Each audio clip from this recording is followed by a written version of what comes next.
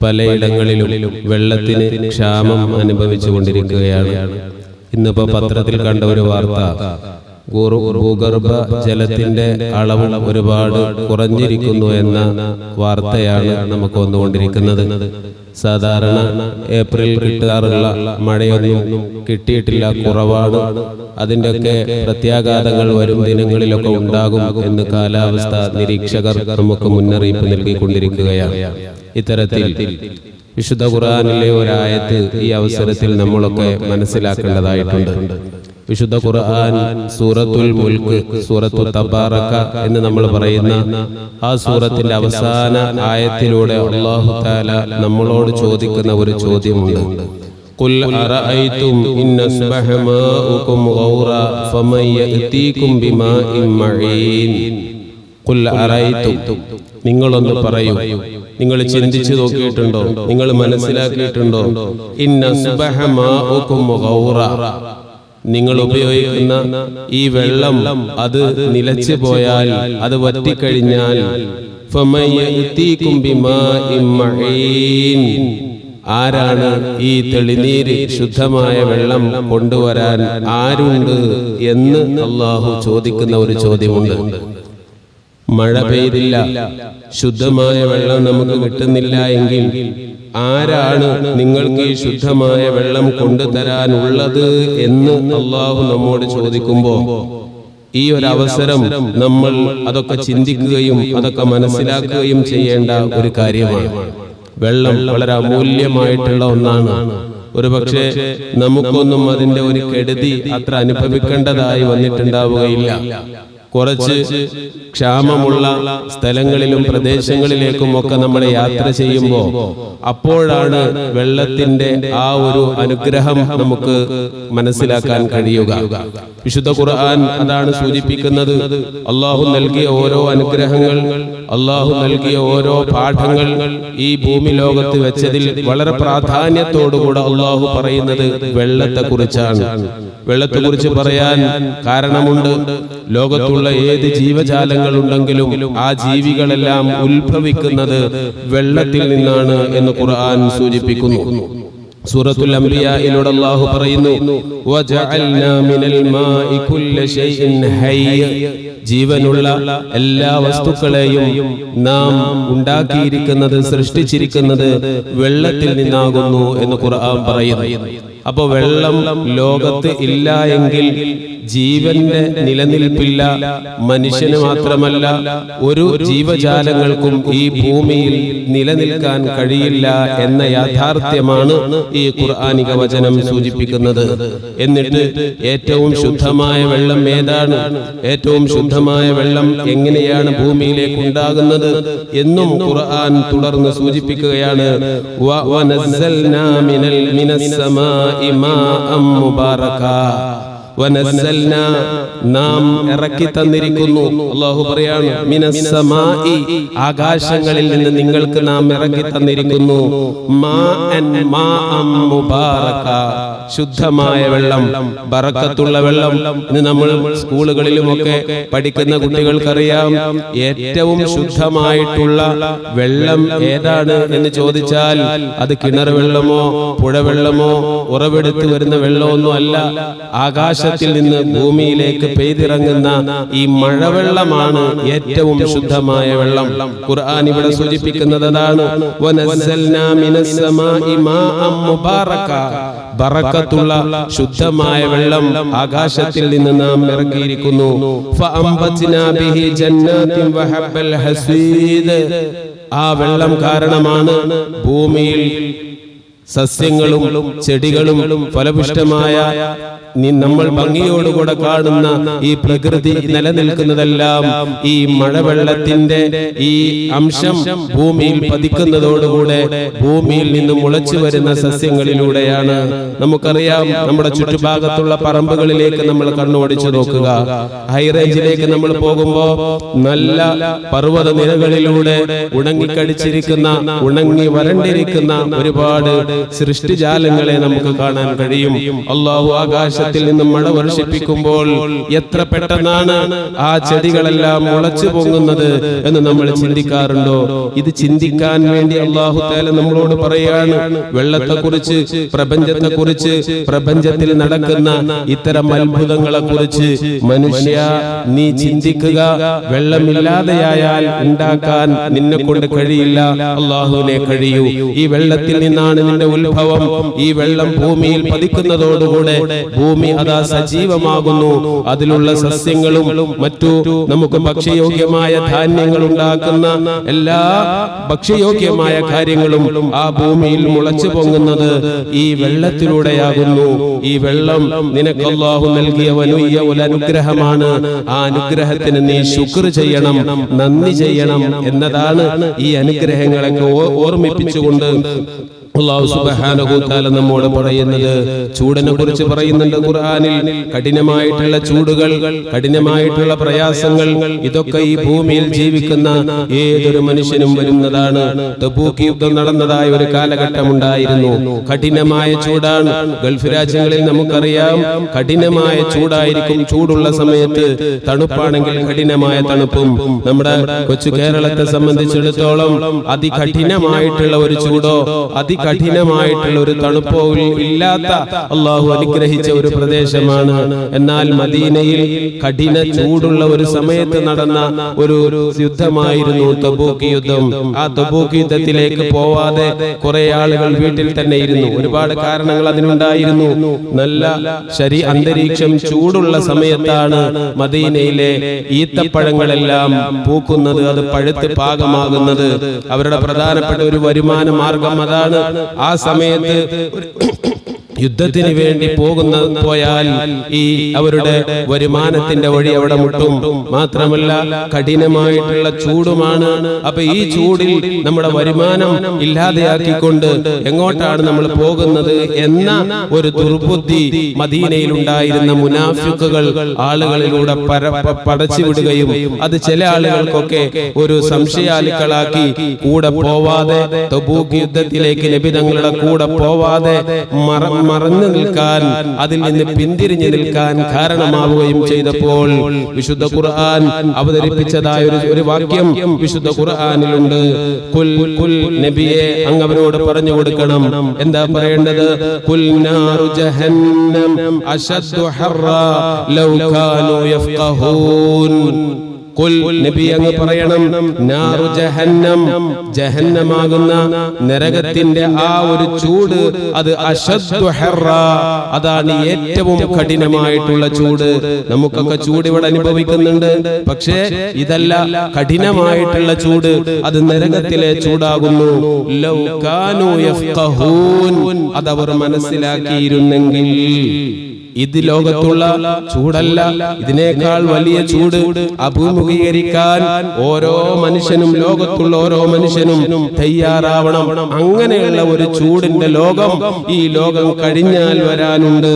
അവിടെ ആ കഠിന ചൂടിൽ നിന്നും ഒഴിവാകണമെങ്കിൽ ഇവിടെ കുറച്ച് പ്രയാസങ്ങൾ സഹിച്ചിട്ടാണെങ്കിലും, ചൂട് സഹിച്ചിട്ടാണെങ്കിലും അള്ളാഹു നിങ്ങളോട് കൽപ്പിച്ച കാര്യങ്ങൾ നിങ്ങൾ അനുഷ്ഠിക്കണം. അത് അനുഷ്ഠിക്കുന്നില്ല എങ്കിൽ അതിന്റെ ഭവിഷ്യത്ത് നിങ്ങൾക്ക് തന്നെയായിരിക്കും എന്ന് ഖുർആൻ സൂചിപ്പിക്കുന്നു. മാത്രമല്ല ഒരായത്തും കൂടെ അല്ലാഹു പറയുന്നുണ്ട്, വലനബ്ലുവന്നകും ബിശൈഇൻ മിനൽ ഖൗഫി വൽ ജൂഇ വനഖ്സിൻ മിനൽ അംവാലി വൽ അൻഫുസി വസ്സമറാത്തി വബശ്ശിരിസ് സ്വാബിരീൻ. ഈ ആയത്ത് നമ്മളൊക്കെ നോക്കേണ്ടതാണ്.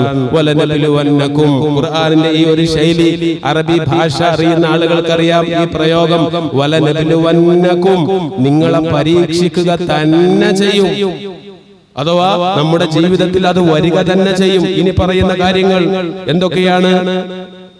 വലനബ്ലുവന്നകും നിങ്ങളെ പരീക്ഷിക്കുക തന്നെ ചെയ്യും. ബിശൈഇൻ മിനൽ ഖൗഫി വൽ ജൂഇ, ഭയം നിങ്ങൾക്ക് വരും. അത് ഭയം പല നിലക്ക്, ശത്രുക്കളിൽ നിന്നുള്ള ഭയമാകാം, രോഗങ്ങളിൽ നിന്നുള്ള ഭയമാകാം, അതേപോലെ ഏത് നിലക്കുള്ള ഭയവും ഭയം നൽകി നിങ്ങളെ പരീക്ഷിക്കും. വൽ ജൂഇ, വിശപ്പ് അത് നൽകി പരീക്ഷിക്കും. അത് ദാരിദ്ര്യത്തിന്റെ ഒരു ആലങ്കാരികമായ പ്രയോഗമാണ്. ദാരിദ്ര്യം ഒന്നുമില്ലാത്തൊരവസ്ഥ ഒരു മനുഷ്യന്റെ ജീവിതത്തിൽ വരും. വനഖസിം മിനൽ അതേപോലെ സമ്പത്തിൽ കുറവ് വരുത്തും. സമ്പത്തിൽ ബിസിനസ്, അവർ ചെയ്യുന്ന കച്ചവടങ്ങൾ, അവന്റെ ജോലി, അതിലൊക്കെ കുറവ് വരും. നമുക്ക് കിട്ടുന്ന വരുമാനത്തിന്റെ സ്രോതസ്സുകൾ കുറയുക തന്നെ ചെയ്യും. കുറയും എന്നല്ല ഖുർആൻ സൂചിപ്പിച്ചത്, അത് കുറയുക തന്നെ ചെയ്യും. നമുക്ക് ആലോചിച്ചറിയൂലേ, ഓരോ മനുഷ്യനും പിന്നെ നമ്മുടെ ആ ഒരു ഇമേജ് നഷ്ടപ്പെടുത്തണ്ടെന്ന് വിചാരിച്ചൊരു കാട്ടിക്കൂട്ടലിലൂടെയാണ് ഒരുപാട് ആളുകൾ ഇന്ന് ജീവിച്ചു കൊണ്ടിരിക്കുന്നത്. നമ്മുടെ സമ്പത്തിൽ കുറവ് വരിക തന്നെ ചെയ്യും, നമ്മളെ പരീക്ഷിക്കുക തന്നെ ചെയ്യും. എല്ലാ ദിവസവും ഒരേപോലെ സുഭിഷ്ടമായിട്ടുള്ള ഒരു അന്തരീക്ഷത്തിൽ ഒരു മനുഷ്യനെയും അല്ലാഹു തആല ജീവിപ്പിക്കുകയില്ല. അത് ഭരണാധികാരികളാണെങ്കിലും ശരി, പാവപ്പെട്ടവനാണെങ്കിലും ശരി, ബിസിനസ്സുകാരനാണെങ്കിലും ശരി, ജീവിതത്തിന്റെ ഏത് മേഖലകളിൽ പ്രവർത്തിക്കുന്ന ഒരു മനുഷ്യനാണെങ്കിലും ശരി, അവന്റെ ജീവിതത്തിൽ പരീക്ഷണങ്ങളില്ലാത്ത ഒരു മനുഷ്യനുമില്ല. അവന്റെ ശരീരങ്ങളിൽ അവന് രോഗങ്ങൾ വരും, പ്രയാസങ്ങൾ വരും, അവന് വേണ്ടപ്പെട്ട ആളുകൾ മരണപ്പെട്ടു പോകും. അതേപോലെ അവന്റെ ഉപജീവന മാർഗങ്ങൾ, അവന്റെ പഴവർഗ്ഗങ്ങളിൽ അവന്റെ ഉപജീവന മാർഗം എന്താണോ എങ്കിൽ അതിലൊക്കെ കുറവ് വരുത്തിക്കൊണ്ട് അല്ലാഹു തആല നിങ്ങളെ പരീക്ഷിക്കുക തന്നെ ചെയ്യും. എന്നിട്ട് ഖുർആൻ പറയാണ്, ഇങ്ങനെയുള്ള പരീക്ഷണങ്ങളൊക്കെ ഒരു മുഅ്മിനായ മനുഷ്യന്റെ ജീവിതത്തിൽ വരുമ്പോൾ നബിയേ വബശ്ശിരിസ് സ്വാബിരീൻ, ക്ഷമിക്കുന്നതായ ആളുകൾക്ക് ദൃഷ്ടാന്തമുണ്ട്, ക്ഷമിക്കുന്നതായ ആളുകൾക്ക് സന്തോഷ വാർത്ത അങ്ങ് അറിയിച്ചു കൊടുക്കുക എന്ന് ഖുർആൻ നമ്മളോട് സൂചിപ്പിക്കുന്നു. അതുകൊണ്ട് ഞാൻ സൂചിപ്പിക്കട്ടെ, പല ആളുകളും നമ്മൾ എന്താ വിശേഷം എന്ന് ചോദിച്ചാൽ അവരുടെ യാതനകളും പ്രയാസങ്ങളും സങ്കടങ്ങളുമാണ് പറയുന്നത്. സങ്കടങ്ങളും വിഷമങ്ങളും പ്രയാസങ്ങളും ഇല്ലാത്ത ഒരു മനുഷ്യനും ലോകത്തില്ല എന്നതാണ് ഖുർആൻ പറയുന്നത്. മാത്രമല്ല വലനബ്ലുവന്നകും, നിങ്ങളെ പരീക്ഷിക്കുക തന്നെ ചെയ്യും നാം. ഖുർആൻ പറയാണ് എങ്ങനെയൊക്കെയാ പരീക്ഷിക്കുക? അവന്റെ രോഗം തന്നുകൊണ്ട് പരീക്ഷിക്കും, സമ്പത്ത് കുറഞ്ഞുകൊണ്ട് പരീക്ഷിക്കും, ദാരിദ്ര്യങ്ങൾ വരും, വേണ്ടപ്പെട്ട ആളുകൾ മരണപ്പെട്ടു പോകും, അവന്റെ ഉപജീവന മാർഗങ്ങളിൽ കുറവ് വന്നുകൊണ്ടിരിക്കും. ഇങ്ങനെയൊക്കെ പരീക്ഷിക്കും. കാലാകാലം ഈ ഒരു പരീക്ഷണത്തിലാവില്ല, അതിങ്ങനെ മാറി മറിഞ്ഞുകൊണ്ടിരിക്കും. കുറച്ചു മുമ്പ് വരെ നമ്മൾ ചെയ്യുന്ന ബിസിനസ്സുകളിൽ എല്ലാം നല്ല ലാഭങ്ങളായിരുന്നു. കൊറോണയുടെ മുമ്പ് വരെ നമുക്കൊക്കെ എല്ലാം ലാവിശായിരുന്നു. അത് ഞങ്ങൾക്കും അറിയാം. നിങ്ങളുടെ കയ്യിൽ ക്യാഷ് ഉണ്ടെങ്കിലാണ് ഞങ്ങൾക്കും എന്തെങ്കിലുമൊക്കെ തരുള്ളൂ, അത് ഞങ്ങൾക്കും അറിയാം. അപ്പോ ഓരോ സമൂഹത്തിൽ ക്യാഷിന്റെ കുറവ് ഏത് മേഖലകളിൽ പ്രവർത്തിക്കുന്ന ആളുകളെയും അത് ബാധിക്കും. കൊറോണയുടെ മുമ്പുള്ള ഒരു ജീവിതമല്ല അതിന്റെ ശേഷമുള്ളത്. ഇപ്പൊ പക്ഷിമേശയിൽ നടക്കുന്ന ആ യുദ്ധവുമായി ബന്ധപ്പെട്ട് ബിസിനസ് ചെയ്യുന്ന ആളുകൾക്കറിയാം. ഓരോ ആളുകളുടെയും ബിസിനസ്സുകളെ, അവരുടെ ഹോട്ടൽ നടത്തിപ്പുകാരെ ഇനിയിപ്പോ ഡീസലിനും പെട്രോളിനും ഒക്കെ വില കൂടുന്നു എന്ന വാർത്തയാണ് ഇന്നത്തെ ന്യൂസിലൂടെ നമ്മൾ കണ്ടത്, നമ്മൾ വായിച്ചത്. എങ്കിൽ ഇനി ഓരോന്നിനും വില കൂടാൻ പോവുകയാണ്. ഇങ്ങനെ പല നിലക്കുള്ള പരീക്ഷണങ്ങൾ ഈ ഭൂമി ലോകത്ത് വരും. നമ്മൾ എന്ത് ചെയ്യണം? ഖുർആൻ സൂചിപ്പിക്കുന്നത് അതിലൊക്കെ നിങ്ങൾ ക്ഷമിക്കണം. ഞാൻ ഇതുവരെ കാറിലേ പോയിട്ടുള്ളൂ, ഇനി എനിക്കത് അങ്ങനെ പോവാൻ പറ്റുള്ളൂ, കടം മേടിച്ചു നാം പോവും, അങ്ങനെ പോവൂ എന്ന് ചിന്തിക്കണ്ട. ഒന്ന് ക്ഷമിക്കുക. ജീവിത നിലവാരം, ജീവിതത്തിന്റെ ശൈലികൾ നമ്മൾ മാറ്റുക. വരുമാനത്തിനനുസരിച്ച് ജീവിക്കാൻ നമ്മൾ പഠിക്കുക. ആവശ്യത്തിനനുസരിച്ച് ചിലവഴിച്ചുകൊണ്ട് നമ്മൾ ശീലിക്കുക. അതല്ല എങ്കിൽ ഭാവിയിൽ നമുക്കും വലിയ പ്രത്യാഘാതങ്ങൾ, വിഷമങ്ങൾ വരാൻ പോകുന്നു എന്നതാണ് യാഥാർത്ഥ്യം. അതാണ് സത്യം. ഖുർആനിന്റെ വചനങ്ങളും സൂചിപ്പിക്കുന്നത് അങ്ങനെയാണ്. ഒരു കാലത്ത് വലിയ അഠ്യത്തോടുകൂടെ ആധികാരികമായി എല്ലാ സമ്പന്നതയിൽ ജീവിച്ച ഒരുപാട് രാഷ്ട്രങ്ങൾ ഉണ്ടായിരുന്നു. അതിൽ മുസ്ലിം രാഷ്ട്രങ്ങളുണ്ട്, അല്ലാത്ത രാഷ്ട്രങ്ങളുണ്ട്. പക്ഷേ ഇന്ന് പട്ടിണി രാജ്യങ്ങളായിട്ടുള്ള ഒരുപാട് രാജ്യങ്ങളുണ്ട്. ഞാൻ പേര് പറയുന്നില്ല. നമ്മുടെ കേരളത്തിൽ കുറച്ച് വർഷങ്ങൾക്ക് മുമ്പ് വളരെ ദാരിദ്ര്യപൂർണമായിരുന്നു. ഇന്ന് അല്ലാഹു തആല നമുക്ക് അനുഗ്രഹങ്ങൾ നൽകി. കേരളത്തിന്റെ പുറത്ത് മറ്റു സംസ്ഥാനങ്ങളിലേക്ക് നമ്മൾ പോയാൽ വളരെ ദാരിദ്ര്യത്തോടു കൂടെ ജീവിക്കുന്ന ആളുകളുണ്ട്, നമുക്ക് കാണാൻ കഴിയും. ഇന്ന് നമുക്ക് അല്ലാഹു തആല അനുഗ്രഹങ്ങൾ അനുഗ്രഹങ്ങൾ ചെയ്തെങ്കിൽ ഈ അനുഗ്രഹം എല്ലാ കാലവും അല്ലാഹു തആല നിലനിർത്തൂല. ഇത് മാറ്റിമറിച്ചു കൊണ്ടിരിക്കും. പണ്ട് ധനാഢ്യരായ ആളുകൾ ഇപ്പൊ ധനാഢ്യരല്ല, പണ്ട് കാശില്ലാത്ത ആളുകളെ ഇപ്പൊ അല്ലാഹു തആല കാശ് കൊടുത്തു. അങ്ങനെ മാറ്റിയും മറിച്ചും അല്ലാഹു തആല കൊണ്ടുപോയി കൊണ്ടിരിക്കും. ഇനി വേറൊന്നുണ്ട്, അല്ലാഹു നൽകിയ ഈ അനുഗ്രഹങ്ങളെല്ലാം അല്ലാഹ് എടുത്തു കളയാതെ അത് നിലനിർത്തി കൊണ്ടുപോകണമെങ്കിൽ ഖുർആൻ പറയുന്ന ഒരു വാചകമുണ്ട്, ലഇൻ ശകർതും ലഅസീദന്നകും. നിങ്ങൾ എനിക്ക് നന്ദി ചെയ്താൽ, നിങ്ങൾ എനിക്ക് ശുക്ർ ചെയ്താൽ നിങ്ങൾക്ക് ഞാൻ വീണ്ടും അതൊക്കെ വർദ്ധിപ്പിച്ചു തരും. ഏത് അനുഗ്രഹമാണോ അല്ലാഹു തആല നമുക്ക് തന്നത് എങ്കിൽ ആ അനുഗ്രഹത്തിന് നമ്മൾ അല്ലാഹുവിനോട് നന്ദി ചെയ്യുന്നവരാണെങ്കിൽ ആ അനുഗ്രഹങ്ങളെ ഇല്ലായ്മ ചെയ്യാതെ അത് നിലനിർത്തി തരും എന്ന് ഖുർആൻ.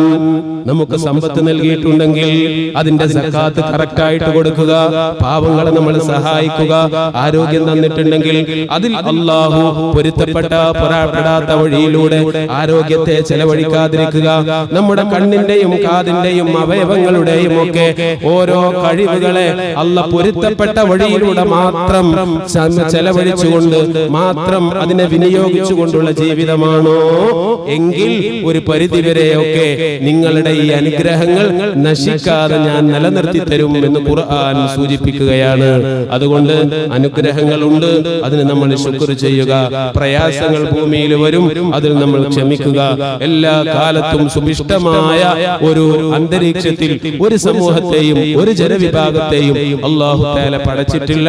അതുകൊണ്ട് പ്രയാസങ്ങളും പരീക്ഷണങ്ങളും വരുമ്പോൾ എന്ത് ചെയ്യണം എന്ന ഒരു ചോദ്യത്തിന്റെ ഉത്തരമാണ് ഖുർആൻ പറയുന്നത്. വബശ്ശിരിസ് സ്വാബിരീൻ. ക്ഷമാശീലർക്ക് അല്ലാഹുവിൽ നിന്ന് സന്തോഷ വാർത്ത അറിയിക്കുക നബിയേ. എങ്ങനെയാണ് ക്ഷമിക്കേണ്ടത്? ഉള്ളതുകൊണ്ട് തൃപ്തിപ്പെട്ടുകൊണ്ട് ജീവിക്കാനുള്ള ആ ഒരു ശൈലി നമ്മൾ ശീലിക്കുക എന്നതാണ് നമ്മൾ ചിന്തിക്കേണ്ടതായ പാഠം. അതുകൊണ്ട് ചൂട് കഠിനമാകുമ്പോൾ ഇതിലും വലിയ ചൂട് വരാനുണ്ട് എന്ന് ഖുർആൻ പറയുന്നു. വെള്ളത്തിന്റെ കമ്മി പറയുമ്പോൾ വെള്ളം നാം ഇറക്കിയിട്ടില്ലെങ്കിൽ നിങ്ങൾക്കൊന്നും ചെയ്യാൻ കഴിയില്ല എന്ന് അല്ലാഹു നമ്മളെ സൂചിപ്പിക്കുന്നു. ഈ ലോകത്തിന്റെ ഈ ഒരു പ്രപഞ്ചത്തിന്റെ എല്ലാ നിലനിൽപ്പും നമ്മുടെ കണ്ടുപിടുത്തങ്ങളോ അല്ലെങ്കിൽ നമ്മുടെ ഏതെങ്കിലും ടെക്നോളജീസിലോ അല്ല നിലനിൽക്കുന്നത്. ഇതിനെല്ലാം നിയന്ത്രിക്കുന്നവൻ അല്ലാഹു സുബ്ഹാനഹു വ തആലയാണ്. അതുകൊണ്ട് എന്റെ സൃഷ്ടാവ്, എന്നെ പടച്ചവൻ, ഭൂമിയെ പടച്ചവൻ, ആകാശത്തെ പടച്ചവൻ, അവന് വഴിപ്പെടണം, അവന് കീഴ്പ്പെടണം. 5 വക്ത് നിസ്കാരം എനിക്ക് നിർവഹിക്കണം, കള്ളവും വഞ്ചനയും ഇല്ലാതെ സത്യസന്ധമായി ജീവിക്കണം എന്ന ഒരു പ്രതിജ്ഞയൊക്കെയാണ് ഇത്തരം ഘട്ടങ്ങളിൽ ഈ സംഭവങ്ങളിലൂടെയൊക്കെ നാം മനസ്സിലാക്കേണ്ടതും പഠിക്കേണ്ടതും. അല്ലാഹു സുബ്ഹാനഹു വ തആല അങ്ങനെയുള്ള ഒരു ചിന്താശേഷി നമുക്കെല്ലാവർക്കും പ്രദാനം നൽകുമാറാവട്ടെ. ആമീൻ എന്ന് ദുആ ചെയ്തുകൊണ്ട് ഞാൻ അവസാനിപ്പിക്കുകയാണ്. ഒരു സഹോദരൻ നമ്മുടെ കോശേരി പറമ്പിൽ നിർമ്മിക്കുന്ന പള്ളിയുടെ വരുമാനത്തിന് വേണ്ടിയുള്ള ആ ഒരു കെട്ടിടത്തിലേക്ക് ഒരു 4000 രൂപ സംഭാവന ചെയ്തിട്ടുണ്ട്. പുറത്ത് അതിന്റെ പിരിവുകൾ ഉണ്ടാവും. പറ്റാവുന്ന ആളുകളൊക്കെ ഇനിയും അതിലേക്ക് സഹകരിക്കണം. ഒരുപാട് ക്യാഷുകൾ, ഒരുപാട് കാര്യങ്ങൾ ഇനിയും അതിൽ ചെയ്യാറുണ്ട്. പണി പുരോഗമിച്ചുകൊണ്ടിരിക്കുകയാണ്. എല്ലാ ആളുകളും പറ്റാവുന്നവരൊക്കെ സഹകരിക്കുക. അദ്ദേഹത്തിന്റെ മരണപ്പെട്ടുപോയ പിതാവിന്റെ പരലോക നന്മക്കും ജീവിച്ചിരിക്കുന്ന മാതാവിന് ആഫിയത്തുള്ള ദീർഘായുസ് ലഭിക്കുന്നതിന് വേണ്ടിയൊക്കെ ഉദ്ദേശത്തിലാണ് അദ്ദേഹം അത് നൽകുന്നത്. അല്ലാഹുവേ, ആ ഒരു സ്വതക്കയെ നീ കബൂലാക്കണേ റഹ്മാനെ.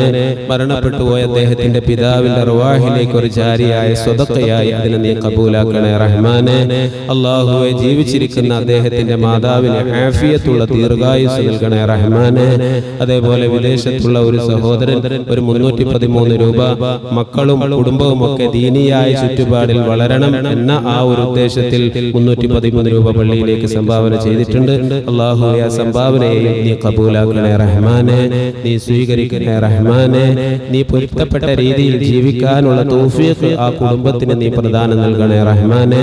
മറ്റൊരു സഹോദരൻ 313 രൂപ പള്ളിയിലേക്ക് സംഭാവന ചെയ്തിട്ടുണ്ട്.